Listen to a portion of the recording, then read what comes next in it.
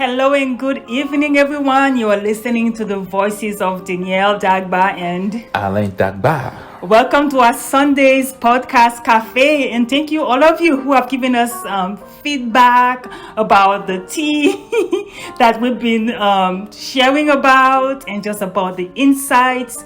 Continue to share and, of course, always tell us how the insights have impacted your life. So today we have something very, very special. So Alain and I, we had gone to the beach cities we're in Southern California, and we went to this little cafe in Costa Mesa. We've been asking about mushroom coffee because since we've been to Hawaii, we had tried it. Mushroom coffee, guys. It's not real coffee with coffee beans, but it tastes just like coffee. And then we had it with macadamia milk. Okay, so we've been so obsessed, and we've been asking every chance we get. We've been asking about it, right, babe? Yeah, you are more obsessed than me. So we went. But I like it a lot too because it's unbelievably soothing when you're drinking it. I like it with oat milk. Yeah, exactly. I like that macadamia nut. It was very, very macadamia nut tea milk. So in any case, we were in Costa Mesa and we were shopping for some essentials. And then as we're talking to the lady that was taking our order, we just mentioned it. She said, "Oh my goodness! Actually, my boyfriend works at this cafe, and I believe they have it." So we were excited. We went over there, and it didn't quite taste the same. But here's what we're drinking today, friends. It's called Chagacchino.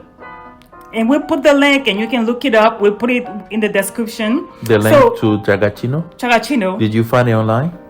Yeah. You found it? I haven't found it online, but I'm pretty sure people can look it up. Okay. Or you can look for, it's called mushroom.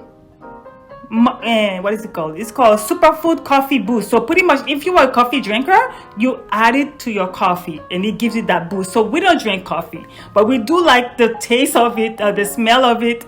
So that's what we are having with oat milk. It's Chagacchino. It's almost Chagacchino. Chagacchino.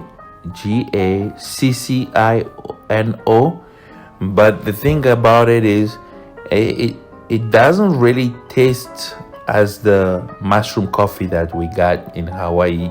So this is different. I think this is something you add to the coffee. Mm-hmm. So if you're a coffee drinker, you might want to try it with your coffee and even with a decaf coffee, but we are not. So what we did with the packs to make it a little strong, we added 2 packs, and I boiled it with actually almond milk.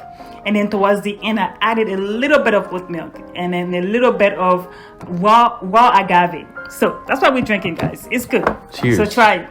All right. So we are back. I think today we have the 5th insight of the Celestine Prophecy. We've been talking to you guys about the 4th insight of the Celestine Prophecy, which is the control dramas. The human control drama. The human control dramas. And just leave a comment below and subscribe. We would like to read your comment. I know most of you send us a comment separately on WhatsApp. You can leave the comment right here, and so that other people will be able to share in your blessing as well.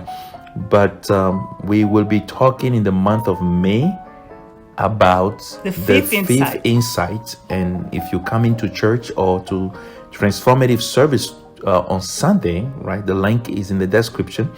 We will be going into more in-depth teaching about the 5th insight and more in-depth with the control dramas. But in the meantime, we want to remind you of what a control drama is, right? So what we said previously to make everything simpler is that the control drama means you create a mental drama that you play out in the real world in order to take people's energy.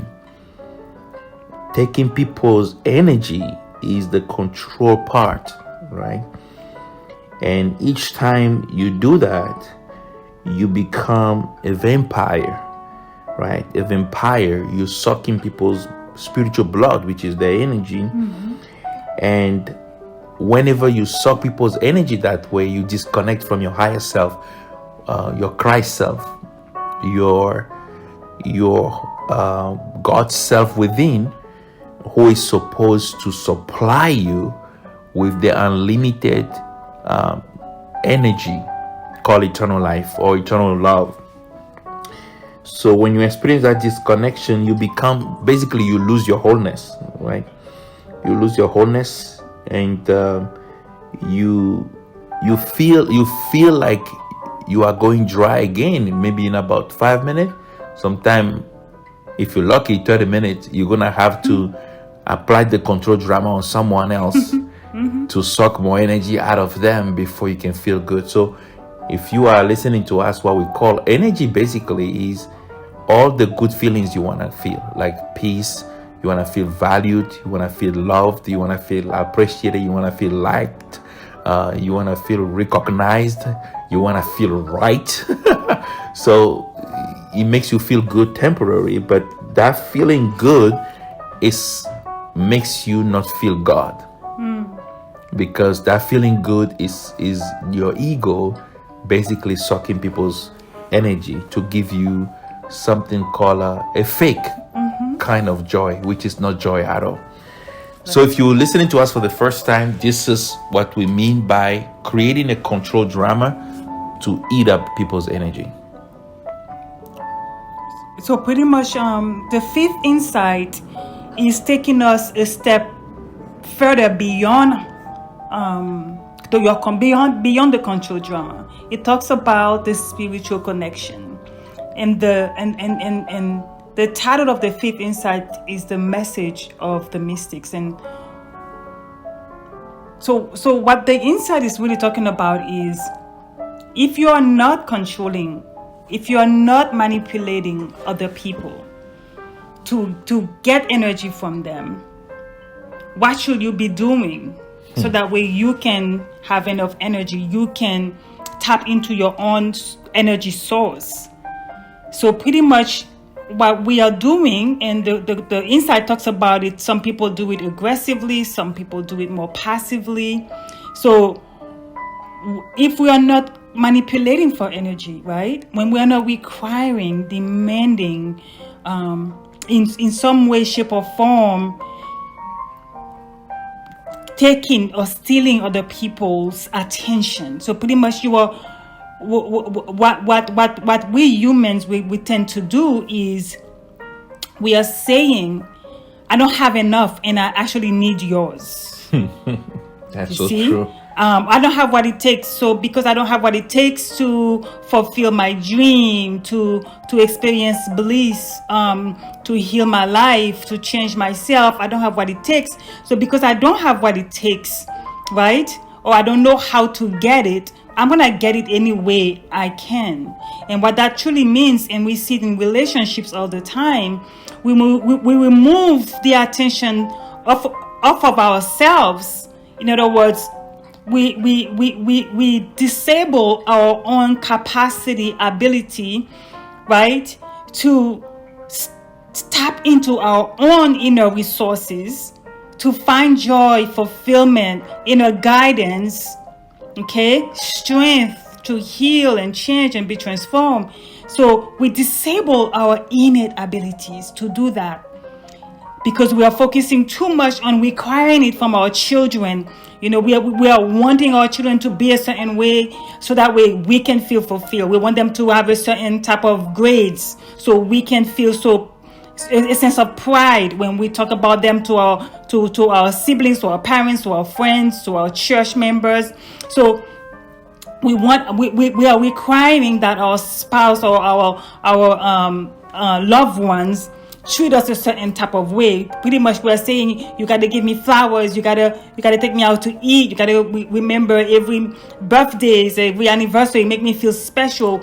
We are requiring all of that. And then what people tend to do is they begin to have a relationship not with our true self, but with the ego, the personality that has just a list of demands, that is wanting people to fulfill. So now the fifth insight is taking us beyond the human control drama, so we can begin to step into our spirituality. It's talking about connecting with our inner resources, which Ali and I, we've talked about awakening the sacred power of the superconscious mind, or the Christ nature, the God self. And so that's what the fifth insight is really all about. And I think it's important to remember, whenever you step in out of grace, which means you are receiving supply of energy from your higher self, and everything flows for you. Bliss comes in, joy comes in, enthusiasm comes in. Whenever you falling out of that experience, out of that grace, you want to remember this statement I want to give you. It cannot be a gift and an obligation at the same time. All right. So if you cannot take what is designed to be given. So if people's presence is supposed to give you energy, the Celestine Prophecy spoke about, we are here to give each other's energy. So if it's a gift, it cannot be an obligation. Right. Okay. If you feel like you're falling out of grace, or you're trying to force that energy out of somebody, then you're falling out of grace, because now it's a demand, it's become an obligation, but it cannot be a gift at the same time. Because if they're giving it out of the flow of their own heart, then it means that you are not forcing it out of them.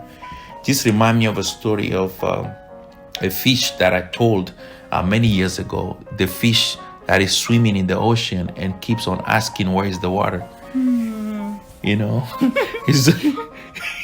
You're insane. He's swimming, keep asking people, where is the water? And, and the Bible tells us that, you and I, we understand that the presence of God is the body of God, the body of light that surrounds us, and that is in everything. That's what the Bible says, that God is wrapped up in light. But you got to tap into that cosmic, because it's part of the cosmos. We call it cosmic energy. You got to be able to tap into that cosmic energy. And the moment you start demanding energy from people, all your energy centers are open to tap into the unlimited presence of God that is around you. So the Bible calls it, in Him we live, we move, and we have our being, just like the fish. The fish is in the water, is having full movement in the water, but yet the fish is wondering, where is the water? So we constantly craving for love, even though we are swimming right in the middle of it. Unbelievable what the ego can do. It disconnects you from the very thing that you are part of, that is actually part of you. That's huge. And Alain, so many of you are familiar with the soul journey, where we talk about the blue soul and the green soul, and what the reason we like that so much is because we bring people to an awareness of recognizing their true nature, recognizing that they may have a certain type of behaviors, right? Depending on how you grew up, and depending on, the environment that you happen to be part of growing up, depending on the different type of social programming and religious programming and, siblings programming, parents programming, any grown-ups in your life programming, that is the sum total of what we call the green soul. When you program a computer, I'm not a computer programmer, maybe some of you can relate. However you program that computer, it is set to function that way. To function based on the program, right? That has been the data that has been instilled within that computer. So you understand. So that computer can only function based on the data.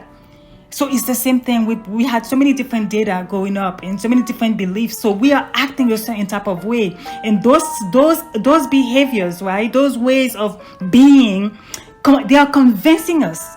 It's like a highly convincing illusion that you are bad. It's a hallucination. It's like it's a highly convincing, illusion. It makes you feel like this is who I am, and this is what happened to me. This is what happened. This is my story, and we are repeating the same story. What we are telling you is that what you have been programmed to believe, and what you choose to identify yourself with, does not determine who you truly are. That's very powerful, and we're going to conclude that here. The message of the mystics is to the mystics is the person who is highly awakened. Right. Highly awakened means functions from the higher self. Jesus was a mystic. I know a lot of religions are afraid of the word mystics, as if there is a devil behind it.